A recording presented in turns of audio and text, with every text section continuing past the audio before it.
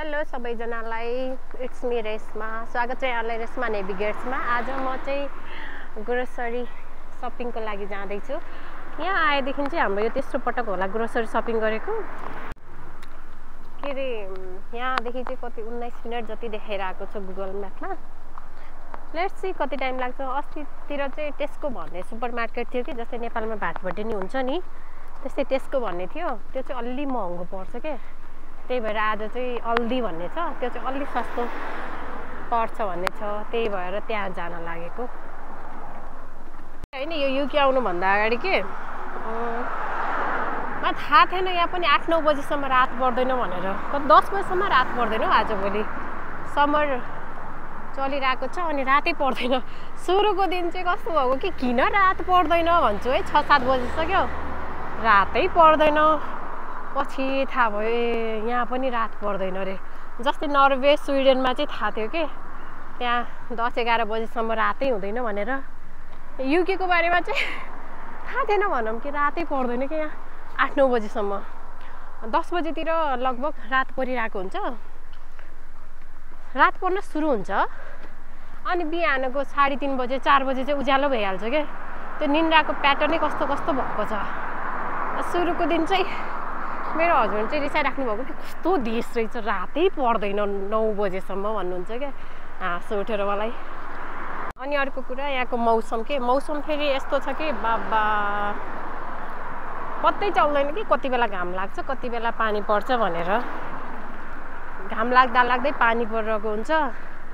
अनि हामीले चाहिँ अब नेपालको छाता काम लाग्दैन भनेको सुनेर धेरैजनाहरूले त्यसो भनेर चाहिँ छाता नै ल्याएन होइन। अहिले यति पछुतो लागिरहेको छ, माइ गड किन ल्याइन छौँ भन्ने जस्तो के। त्यताको छाता कमजोर हुन्छ, यता हावाहुरी अनि पानी एकैसाथ पर्छ, त्यही भएर खासै काम लाग्दैन है भने जस्तो भयो। साथीहरूले पनि त्यही सजेस्ट गर्नुभयो। लास्टमा त डेन्जर पानी परिदिएर अरे क्या, बाटो काटिहाल्नु पर्यो। अनि नेपालमा हुँदा चाहिँ जहिले मास्क लगाएर हिँडिन्थ्यो कि, अनि यहाँ आएपछि चाहिँ मास्क चटक्कै बन्द गरेँ कि। यहाँको मान्छेहरूलाई खासै मास्क लगाएर हिँडेको राम्रो लाग्दैन अरे कि, अनि चोर डाँकु पनि ठान्छन् अरे मास्क लगाएको देखेपछि। त्यही भएर मास्क भाडमे जाए यस्तो भएको छ अहिले चाहिँ। अबको 5 मिनटमा चाहिँ अल्दी आइपुग्छ भनेर म्यापमा देखाउँदैछ। हेरौँ कति टाइम लाग्छ। 20 मिनट जति त हिँडिसक्यो होला मैले। मिड बानेश्वरदेखि नयाँ बानेश्वरसम्मको यात्रा त तय गरिसकेँ। यो हो आइपुग्यो अल्दी। उता मेरो हस्बेन्ड हुनुहुन्छ, कहाँबाट जाने होला, कहाँबाट यस्तो जान्छु।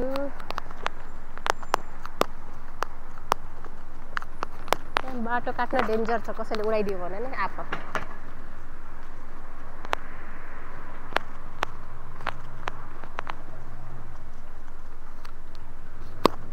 अघि नै यहाँ आएर उभिसेछ।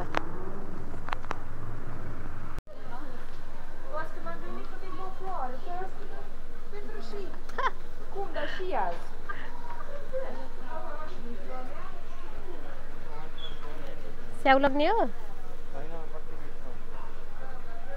यो चाहिँ त 1 केजी छ।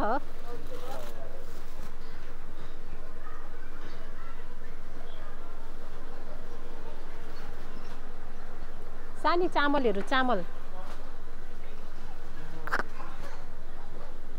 त फेरि त्यस्तोवाला छैन होला, त्यही सानोमा छ कि। यो त नलगु।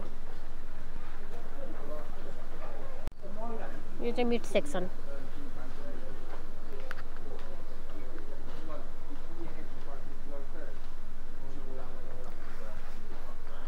चामल यति मात्र हो पाइने 1 केजीको।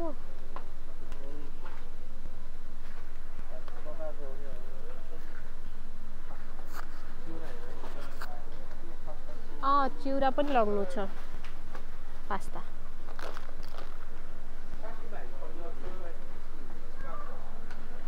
मुसुरको दाल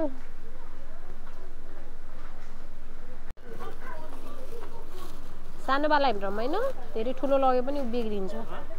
सानोवाला लगाऊँ भनेको कि धेरै ठुलो लगे पनि बिग्रिन्छ के।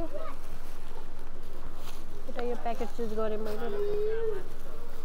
कुन सानो? त्यो वाला नै, त्यो वाला मिठो हुन्न।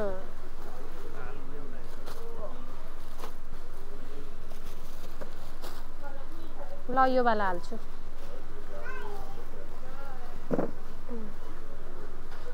आलु नलगाउँ ल सानी आलु छँदैछ गाजर खाने हो लाग्ने लग्ने भयो लगाउँ न त 99 को 99 पेनीको हो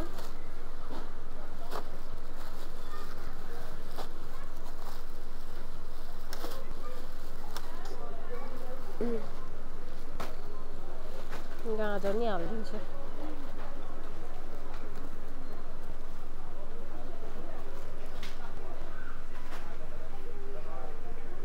शिमला मिर्च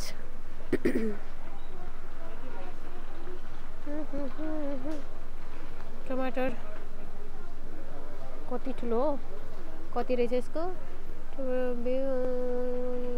एउटाको चाहिँ 79 बाबा यस्तो चिजहरू खाइसिन्छ र चिउरा सेक्सन त छैन जस्तो लाग्यो चिप्सहरू मात्र छ सानी यो वाला बिस्कुट हो अस्ति खाएको हामीले होइन अर्को हो नि राख्छ नो रिस्क है कतिको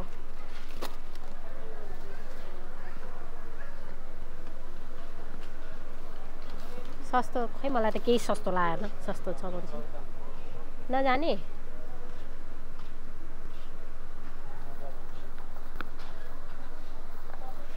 तेल त छ हामीसँग टिफिन बक्स पाइन्छ कि सानी जिन्जर नट्स यो वाला राम्रै थियो सानी यो जिन्जर नट्स सस्तो छ उताको भन्दा यो 59 को एउटा यो राख्छु ल यो राख्छु नि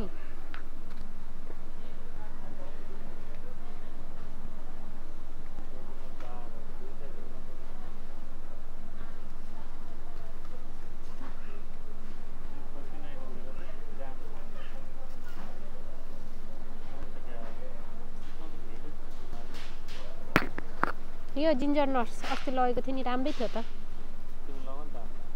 लग्दैछु के हो फ्लेभर्ड राइस केक हलुका छ खै के हो यो बिस्कुट हो कि भनेर समातेको 99 को हजुरले यो लग्छ हो नि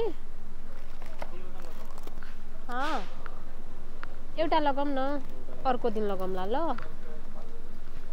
उसले फेरि लगेको लग्नुपर्छ प्लिज यो वाला पनि लग्छ अर्को वाला टेस्ट गर्छ छ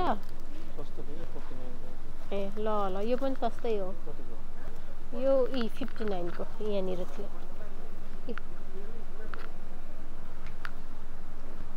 कति किटक्याट खान मन लागेको कति महँगो छ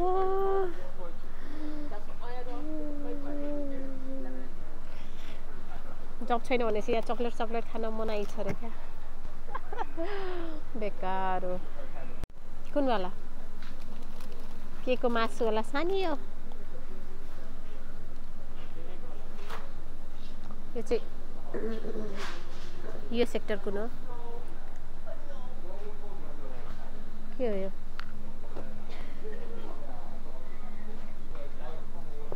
खै बक्सहरू कहाँ छ लन्च बक्स यो के हो आम्मामा कति भारी हो मोमबत्ती क्यान्डलहरूको कठै राम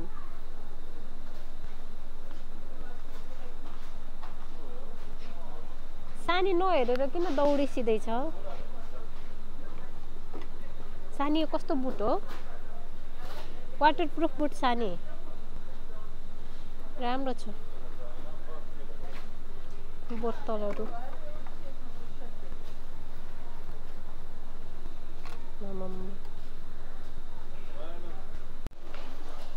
अझै घुमिरहेछन् पानी लाग्छौ जुस आइटमहरू भएको सेक्सन यो यति द पेन्ट्री कति रहेछ यसको सानी लगाऊँ कस्तो रोटी खान मन लाग्छ 1.5 केजी को रहेछ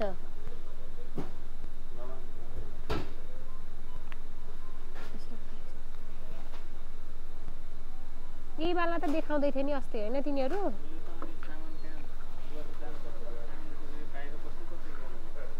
कहाँ त्यसकोमा के भयो अरे हजुर अन्डा अस्ति 2 पोइन्ट समथिङ कति थियो त्यहाँ थियो 9वटा 9वटा भन्दा पनि बढी थियो है 15वटा थियो यहाँ कति रहेछ 6वटा रहेछ 220 यस्तो थियो कि 2 को थियो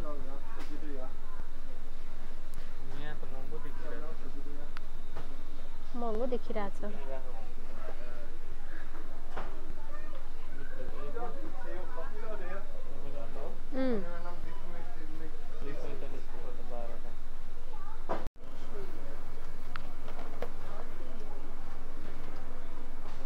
यतिको पर्दो रहेछ यो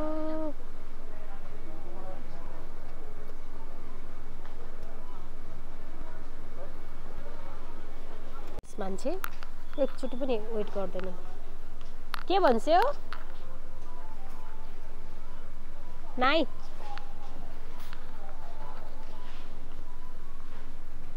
के छ यो ओ माय गॉड कति महँगो 4 पाउन्डको कुकुरहरूको खानेकुरा बरु ठुलो ठुलो प्याकेटमा छ चामल किन्न आएको चामलै छैन बिरालोले खाने खानेकुराहरू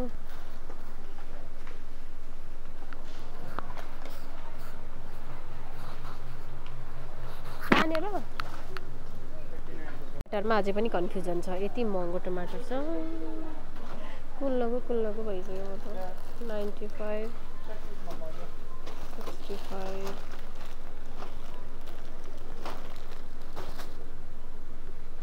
69 को यो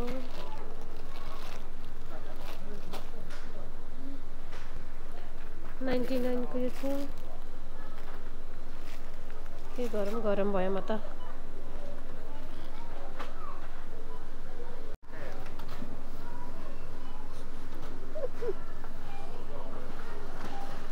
ठिकै छ त यहाँनिर पनि उहाँलाई चाहिँ एउटा बिस्कुट मन पर्यो अरे यो हैन कस्तो छ मिठो छ अनि फेरि किन्न जाने रे भित्र गइसन त लिएर आइछ छिटो त्यहाँ जानु छ फेरि यो अल्दीमा चाहिँ सबै कुरा ठिक छ कि अनि चामल अलि ठुलो लिन खोज्यो भने लाइक 5 केजी 6 केजी लिन खोज्यो भने चाहिँ त्यो चाहिँ पाइँदैन कि अब हामी फेरि त्यसकै जानु पर्यो चामलको लागि चाहिँ त्यो चाहिँ उसलाई चाहिँ बिस्कुट मन पर्यो र फेरि भित्र लिन जानुभएको छ धेरैले अल्दीमा सस्तो छ त भने कि तर खै मलाई खासै त्यस्तो सस्तो वाउ टाइपको त लागेन अनि त्यसमाथि झन् के अरे यहाँको पैसा र अनि परेको र अनि नेपालको कन्भर्टिङ गर्न थाल्यो भने त झन् डेन्जर फिल हुन्छ त्यसको चाहिँ नेपालको भाटपट्टि जस्तै छ त्यही भएर अलि महँगो छ त्यहाँ त्यसको दाजुमा चाहिँ सस्तो छ तर सस्तो त फेरि सस्तो भनेर एकदमै सस्तो पनि छैन यहाँ पनि के सामानहरू सस्तो पर्छ के महँगो अब त्यो विचार गरेर लिनेमा भर पर्छ एउटा मान्छे बिस्कुट किन्न गएको आएकै छैनन् उसलाई फेरि कुनै चिज मन पर्यो भने त्यो चिज एकदम धेरै चाहिने कि फेरि लिन गयो अस्ति त्यसकोमा जाँदा पनि त्यस्तै गर्छेको आयो 2टा किन ल्याइस्यो सस्तो भनेको महँगो पर्यो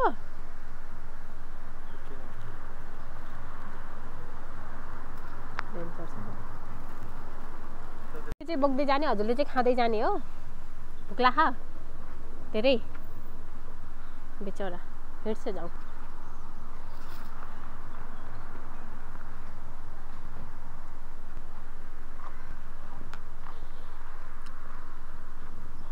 अहिले यहाँ बज्यो कति बजे सानी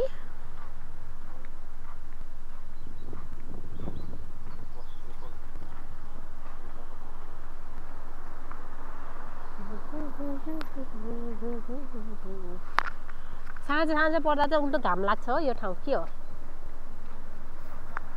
अघि एकचोटि म निस्केको थिएँ नि बाहिर त्यो पोस्ट अफिसको लागि त्यति बेला पानी परेको नि थाहा पाइसक्यो हजुरले